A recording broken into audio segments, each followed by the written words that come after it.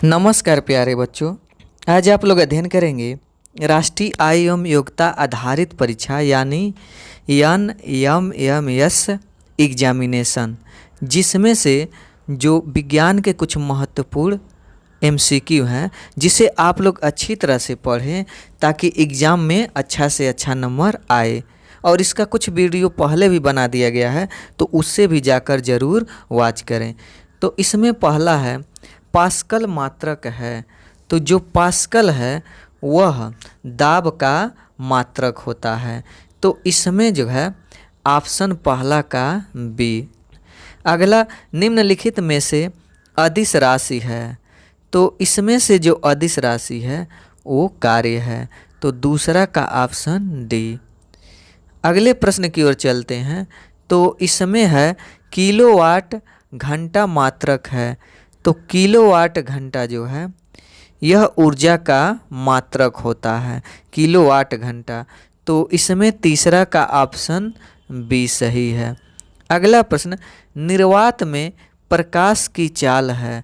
तो जो निर्वात में प्रकाश की चाल होती है वो 3 × 10⁵ किमी प्रति सेकेंड होती है, या 3 × 10⁸ मीटर प्रति सेकेंड।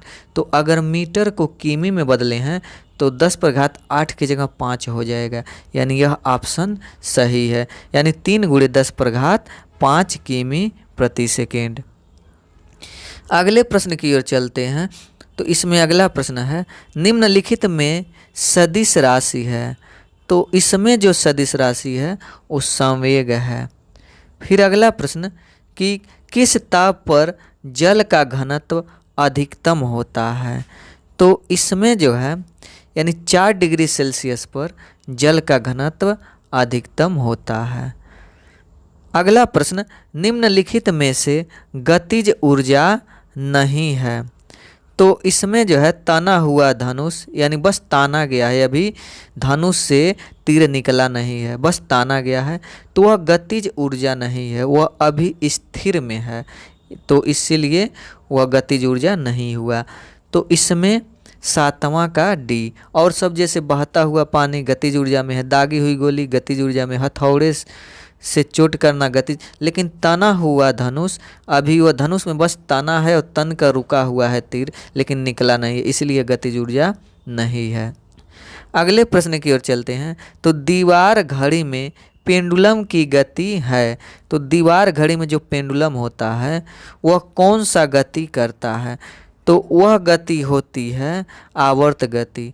यहाँ पर 9वां का डी। आवर्त गति क्यों होती है? क्योंकि कोई भी वस्तु अगर किसी बिंदु से या माना बिंदु से है और यहाँ से ऐसे आगे पीछे या ऊपर नीचे गति करे और एक ही स्थान से यानी बार बार उस स्थान पर जाए फिर वापस आए, फिर जाए फिर वापस आए, तो इसको आवर्त गति कहते हैं। या कोई व्यक्ति एक वृत्ति पथ पर दौड़ रहा है तो बार बार एक ही पथ पर दौड़ रहा है तो वो भी आवर्त ही कहलाएगा, यानी आवर्त गति कहलाएगा। फिर अगला प्रश्न इसमें है यहाँ पर कि अगला इसमें नीचे की ओर गिरते हुए पिंड की गतिज ऊर्जा। कोई वस्तु नीचे की ओर गिरता है तो उसका गतिज ऊर्जा बढ़ती है, जितना नीचे आएगा उतना गतिज ऊर्जा बढ़ती जाएगी। तो 10वां का ऑप्शन सी सही है। अगला प्रश्न इसमें है एक कार दक्षिण पूर्व दिशा में जा रही है। एक कार दक्षिण पूर्व दिशा में जा रही है। कार पर कार्यकारी घर्षण बल की दिशा होगी। तो इस पर जो दिशा होगी वह उत्तर पश्चिम होगी। कैंची उत्तोलक है। उत्तोलक का मतलब मशीन जो सामान को यानी किसी प्रकार का सामान के लिए अगर कोई कार्य कर रहे हैं तो उसको आसान कर दे। तो किसी कार्य को करने में अगर आसान कर दे तो उसे उत्तोलक कहते हैं। तो इसमें जो है 12वां कैंची कौन सा उत्तोलक है। तो कैंची प्रथम प्रकार का उत्तोलक है। अब इसमें अगला प्रश्न कि निम्नलिखित में से एक को छोड़कर सभी समय की इकाई है, यानी किसे छोड़कर। तो इसमें जो है 13वां को छोड़कर प्रकाश वर्ष, क्योंकि नाम से लग रहा है कि यह समय का इकाई यानी समय का मात्रक, लेकिन वास्तव में प्रकाश वर्ष दूरी का, बड़ी दूरी का मात्रक होता है। जैसे सूर्य से पृथ्वी के बीच की दूरी, चंद्रमा के बीच की दूरी, तो बड़ी दूरी का मात्रक प्रकाश वर्ष से मापा जाता है। अगला प्रश्न, पृथ्वी की त्रिज्या मीटर में है, यानी पृथ्वी की त्रिज्या कितनी होती है? तो पृथ्वी की त्रिज्या 10⁻7 मीटर होती है। तो 14वां का ऑप्शन डी सही है। अगला इसमें प्रश्न, 1 किलोवाट घंटा में कितने जूल होते हैं? तो यहाँ पर जो यक्स बता रहा है कि यहाँ पर क्या रहेगा, 10 पर घात कितना। जैसे 1 किलोवाट घंटा में 3 गुणे 6 यानी 3.6 गुणे 10 पर घात, तो यहाँ पर घात में कितना अंक रहेगा? तो 6 होता है। कितना होता है? 6। यानी कहने का मतलब यक्स के जगह 6 रहेगा। तो इस समय कैसे पढ़ेंगे कि 1 किलोवाट में कितना यानी कितना जूल होते हैं? तो 3.6 गुणे 10 पर घात 6 जूल होते हैं। अगले प्रश्न की ओर चलते हैं। तो इसमें अगला प्रश्न है कि किसी वस्तु पर लगने वाला उत्प्लावन बल वस्तु के भार से कम होने की स्थिति में, वस्तु अगर उत्प्लावन बल कम लग रहा है, नहीं अगर अधिक लग रहा है, तो वह वस्तु क्या होगा? किसी वस्तु पर लगने वाला उत्प्लावन बल वस्तु के भार से कम होने की स्थिति में क्या होगा? वह द्रव में डूब जाएगी। अगर उस वस्तु का भार अधिक है और उत्प्लावन बल कमज़ोर पड़ गया, जो यानी उत्प्लावन बल जो नीचे से ऊपर भेजता है, तो वह डूब जाता है। तो इसमें 16वां का ऑप्शन ए सही है। तो इसमें ए ऑप्शन लगाएंगे। अगला प्रश्न इसमें है कि जब जल को 0 डिग्री सेल्सियस से 10 डिग्री सेल्सियस तक गर्म करते हैं तो इसका आयतन क्या होता है? तो जब जल को 0 डिग्री सेल्सियस से 10 डिग्री सेल्सियस तक गर्म करते हैं तो इसका आयतन घटता है और फिर बढ़ता है।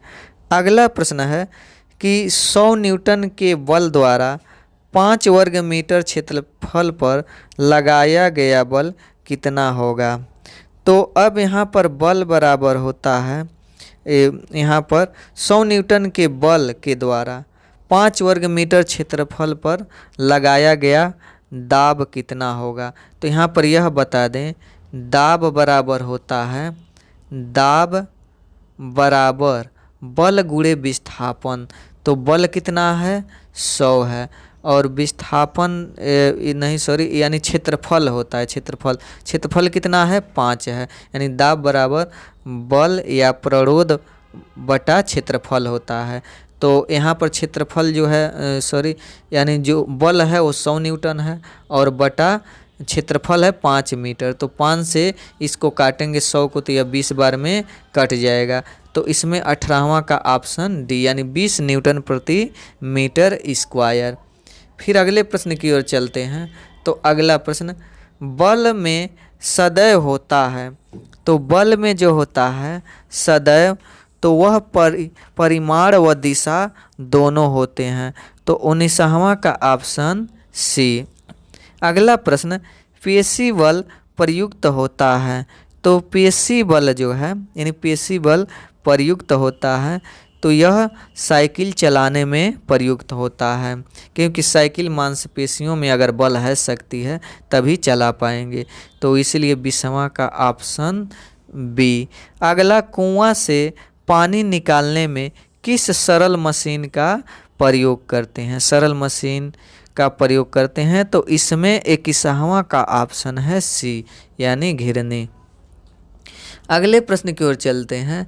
तो अगला प्रश्न इसमें, वस्तु को हाथ से ऊपर उठाने में किस प्रकार का बल लगता है? तो वस्तु को हाथ से ऊपर उठाने में इसमें पेशी बल लगता है। तो 22 का ऑप्शन बी। अगला प्रश्न, निम्न में से कौन सा बल संपर्क बल है? इनमें से कौन सा बल संपर्क बल होता है? तो घर्षण बल जो होता है वो संपर्क यानी एक दूसरे के संपर्क से होता है। अगला प्रश्न है कि एक गीले फर्श पर सावधानी से चलना चाहिए। क्यों चलना चाहिए? क्योंकि उसमें घर्षण बल नहीं लगता है। तो इसमें ऑप्शन में कहाँ पर है?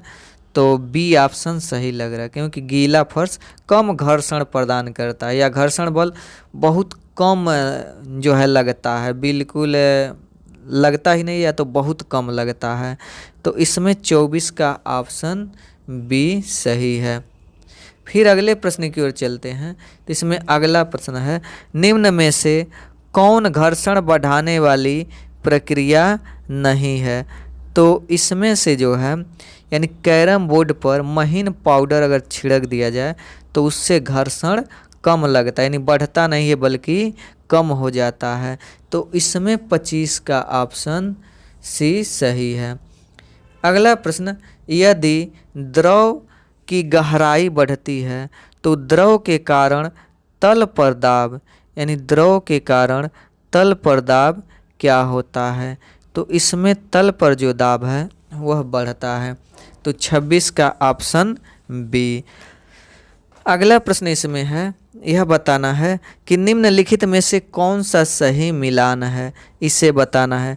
तो पंखे के ब्लेड की गति वृत्तीय गति है, यह बताना है कि यह पंखे की ब्लेड की गति वृत्तीय गति है।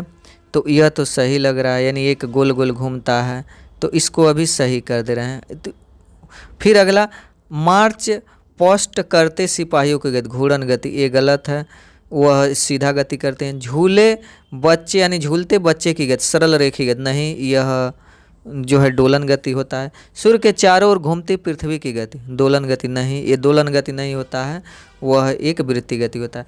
पंखे के ब्लेड की गति वृत्तीय गति, हाँ, तो यह सही है। तो इसीलिए 27 का ऑप्शन ए, तो इसमें ये सही करेंगे। फिर अगले प्रश्न की ओर चलते हैं। तो अगला प्रश्न, चिमटा किस श्रेणी का उत्तोलक है, यानी किस श्रेणी में चिमटा आता है? तो यह जो चिमटा है यह तृतीय श्रेणी का उत्तोलक होता है। अगला प्रश्न, उत्प्लावन बल निर्भर करता है, उत्प्लावन बल किस पर निर्भर करता है? तो यह तरल की घनत्व पर निर्भर करता है।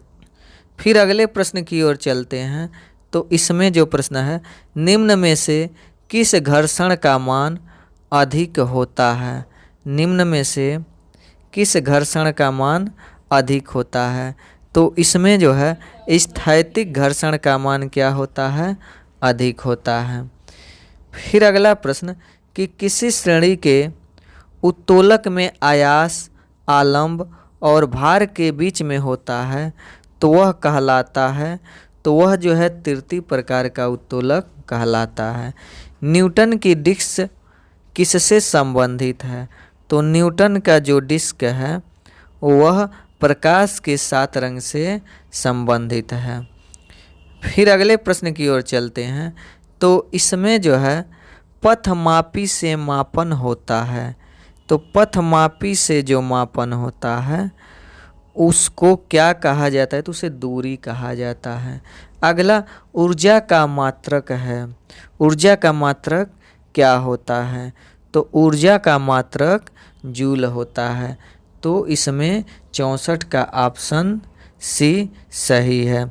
फिर अगला प्रश्न इसमें कि कौन सही संबंध है? तो इसमें चाल बराबर क्या होता है? दूरी बटा समय। तो कौन सही लग रहा है इसमें? चाल बराबर दूरी बटा समय, तो यह तो नहीं है, और यह भी नहीं है, यह भी नहीं है, यह सही, यानी चाल बराबर दूरी बटा समय। तो 65 का ऑप्शन भी सही है। अगला प्रश्न है, नियत चाल से गति करने वाली वस्तु की दूरी समय ग्राफ होता है। तो नियत चाल से गति करने वाली वस्तु की दूरी समय ग्राफ जो होता है वो सरल रेखा में होता है, एक सीधी रेखा में होता है। अगला, सर्पी घर्षण स्थैतिक घर्षण से यानी क्या होता है? तो इसमें इसका ऑप्शन जो है वो है सी, यानी कम होता है। फिर अगले प्रश्न की ओर चलते हैं।